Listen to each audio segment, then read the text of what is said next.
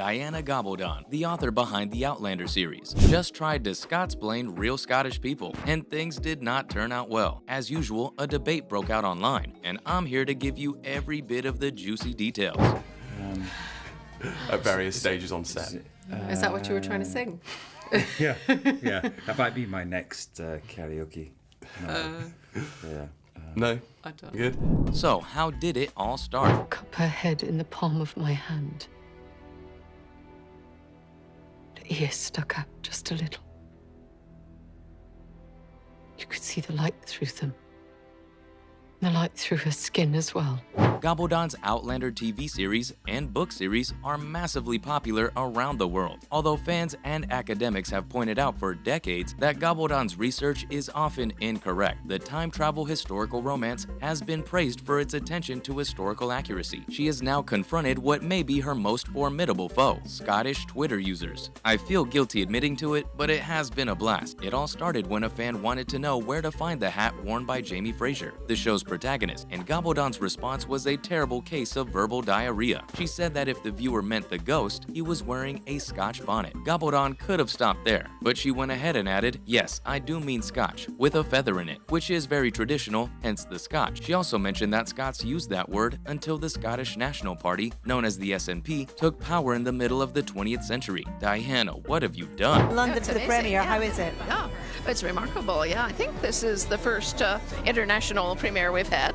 Yeah. We've done New York, London, things like that. But this is fabulous. It's so wonderful to see so many people out. Scottish people swarmed Twitter to share their 2 cents, and suffice it to say that they weren't too happy about the author's comments and misinformation. So, what did the Scottish Twitter users have to say? I hope you're ready, because this is where the fun begins. I said, it seems obvious what makes people fall in love. I said, I've never seen anyone literarily try to tell a story explaining why people stay in love.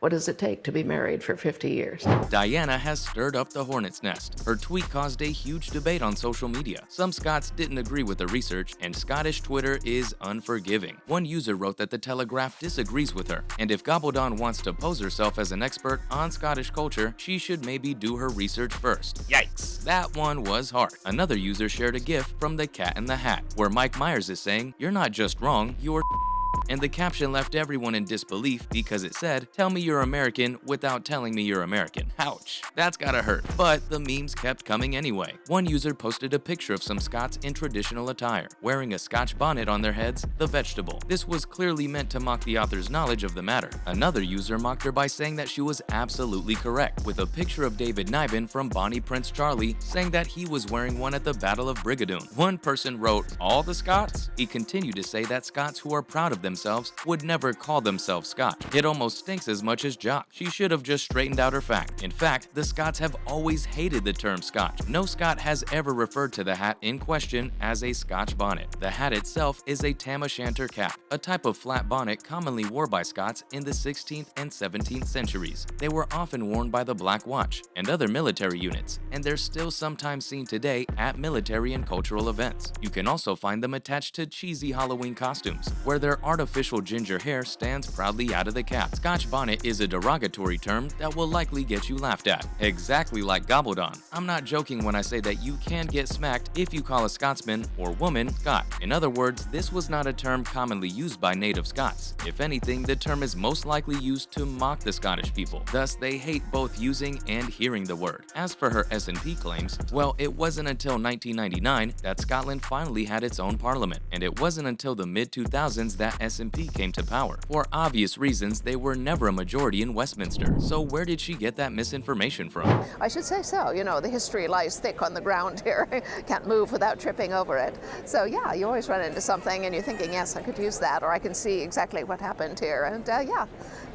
Oh no, I always see things in layers. It's hard to believe that nationalists seized power before devolution was implemented and then used their feet to stamp out a term nobody had ever heard. Frankly, it sounded like anti-nationalist rhetoric. More than that, it was just plain out stupid. After all, Diana is just Scotsplaining and failing badly at it. It's not surprising that Gabaldon considers herself an authority on everything Scottish. Even though she has never visited the country, she's used it as a setting for her novels. Unfortunately, the Scottish tourist boards help her out a lot because of how popular Outlander, which is filmed in the country, has become. She's typical of the non-Scots who mistake Scotland for a mystical backwater because their grandma's third husband's cousin's puppy spent the summer at Loch Ness. The pup even has selfies with Nessie to prove it. I, for one, am eagerly anticipating the next outlandish assertion she makes. You can place your bets now, but don't try to provoke the Scottish Twitter community, never ever. To be fair to Gobbledon, she did come forward and clarify her opinions. She claimed she did her research. The author took to Twitter after a few days of back and forth to defend her comment. She wrote that it was in response to a fan who wanted to know what kind of hat he wore in the infamous ghost scene from Outlander Season 1. The two people in the scene are both wearing hats, but based on the tone of the remark, she thought the questioner was referring to Jamie the Highlander rather than Frank, a snappily dressed post-World War II gent. If it is Jamie, she reasoned, he'll have a feather in his Scotch bonnet. She did, however, add that she has learned from people approaching her at book signings and advising her over the years, often while finger-wagging, that only the tape is known as Scotch, and the word is Scots. According to Gobbledon, she puts a lot of time and effort into researching and creating these books, and has been doing so for the last 35 years, since a large part of her research has involved reading fiction and non-fiction written by real-life Scots. She's pretty sure that the word Scotch was used without hesitation in the vast majority of works written by Scots in the late 18th, early 19th, and early 20th centuries. But the biggest mistake in the tweet is not fixed by the clarification. The SNP did not take power in the middle of the 20th century, and the SNP did not take control until 2007 in Holyrood. So what exactly did her clarification say about the SNP?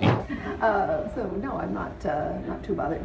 I am a constant rewriter. What I just showed you, what I did, I do that with every single line of every single book, and I am back and forth through a single scene probably several hundred times. Gobbledon clarified that when she said Scotch had vanished from everyday use in Scotland, she didn't mean the party was to blame. She went on to say that she believed her readers were mistaking correlation for causation regarding her tweet. However, the cultural idiom is ultimately to blame. According to Gobbledon, what she meant was that there were a few changes in usage in the middle of the 20th century, and they roughly coincided with the rise in popularity of the SNP. The author emphasized that's what she meant when she said came into power. She didn't mean that they were running the government, only that they were able to secure some sort of political presence. Hopefully, Gobbledon was able to convince her fans that she deserves to be considered one of the most prominent writers of historical fiction. That too before the much anticipated final Outlander novel is released. Otherwise, the author and the novel may be in trouble. Diana revealed that she's working on the final book in 2021 and has been sharing excerpts from the novel, although the release date for the 10th book in the series is unknown. Gobbledon has known Outlander's ending for about 20 years now, and we will know how this mysterious story concludes sooner rather than later. But fans of the franchise should not worry, as there will be spin-off books to keep us in the world of Outlander. And that was everything you should know about the Scotch debate caused by Gobbledon's tweet. Thanks for watching, and we'll see you next time.